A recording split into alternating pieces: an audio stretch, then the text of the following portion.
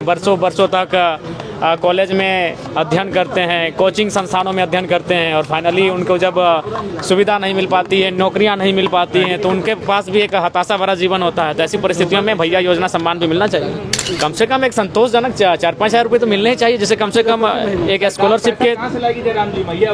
तो ये जब आप मैया सम्मान योजना में आप नहीं समझे तो बाकी भी आपको समझना चाहिए। कृषि के लिए भी अच्छा बजट आया है, लेकिन ओवरऑल अगर नौकरियों की बात करें, नियुक्तियों की बात करें तो स्थापना मद को आप देखें, उसमें विशेष बढ़ोतरी नहीं हुई है। इसका मतलब सरकार के इरादे स्पष्ट हैं कि इस बार जो ये वर्ष नियुक्तियों का वर्ष नहीं होगा। सरकार युवाओं को लेकर गंभीर नहीं है और मुझे लगता है ये बहुत ही खेदजनक। बिल्कुल सही करें, इसमें गलत क्या है? मांग करिएगा। बिल्कुल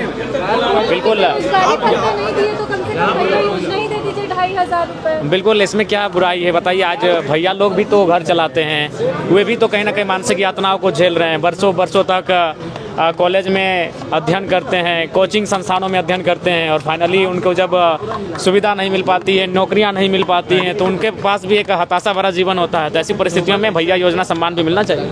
कितना मिलना चाहिए वो राशि? कम से कम एक संतोषजनक 4-5 हज़ार रुपये तो मिलने ही चाहिए, जिससे कम से कम एक स्कॉलरशिप के। तो ये जब आप मैया सम्मान योजना में आप नहीं समझे तो बाकी भी आपको समझना चाहिए। देखिए, मैंने पहले भी कहा, आज भी कह रहा हूँ कि ये जो बजट निसंदेह जो सरकार का एक योजना था मैया सम्मान, उसकी भरपाई हो जाएगी, चूँकि लगभग बजट का 9 से 9.5% उसी में भुगतान किया जाएगा। और इस बार कृषि के लिए भी अच्छा बजट आया है, लेकिन ओवरऑल अगर नौकरियों की बात करें, नियुक्तियों की बात करें तो स्थापना मद को आप देखें, उसमें विशेष बढ़ोतरी नहीं हुई है। इसका मतलब सरकार के इरादे स्पष्ट हैं कि इस बार जो ये वर्ष नियुक्तियों का वर्ष नहीं होगा। अगर नियुक्तियों का वर्ष होता तो कम से कम उन्हें अपने स्थापना मद की जो राशि है उनमें बढ़ोतरी करने की आवश्यकता थी। मैया सम्मान योजना में जितनी रकम चाहिए थी 56 लाख से अधिक लाभुकों को, उससे बहुत कम है, करीब 10 लाख कट जाएगा। देखिए, अभी धीरे धीरे जैसे समय बढ़ेगा तो बहुत सारे तर्क देकर उनका कटौती किया जाएगा।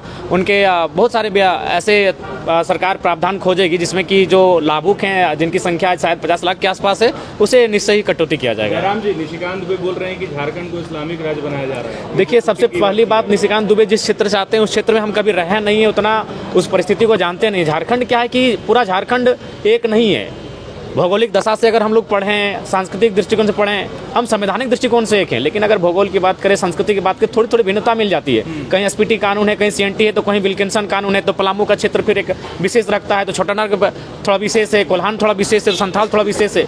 तो जब आप उस भौगोलिक स्थिति में बसाव करेंगे, रहेंगे, अध्ययन करेंगे, तभी उस विषय में हम कह पाएंगे। आपने कल सवाल उठाया कि युवाओं के लिए बजट में कुछ नहीं है, क्या वजह हो रही है कि युवाओं पर ध्यान नहीं दे? देखिए, हमें लगता है कि सरकार युवाओं को लेकर गंभीर नहीं है और मुझे लगता है ये बहुत ही खेदजनक है। धन्यवाद, थोड़ा सा टाइम हो गया है।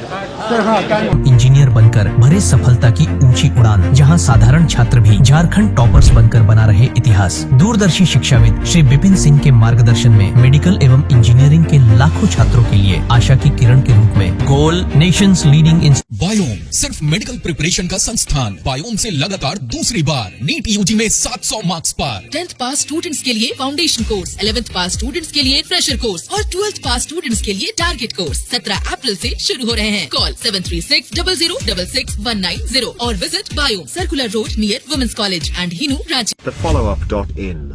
Like, share and subscribe. www.thefollowup.in